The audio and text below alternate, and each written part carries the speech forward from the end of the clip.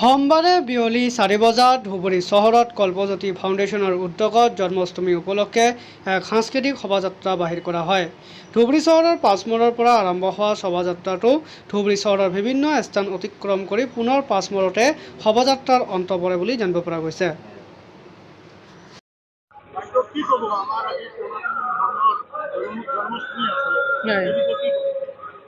খুব ভাল লাগিছে। এটা কল্পজ্যোতি ফাউণ্ডেশ্যনৰ পৰা ইমান ধুনীয়া এটা প্ৰগ্ৰাম কৰে, প্ৰতি বছৰে কৰি থাকে।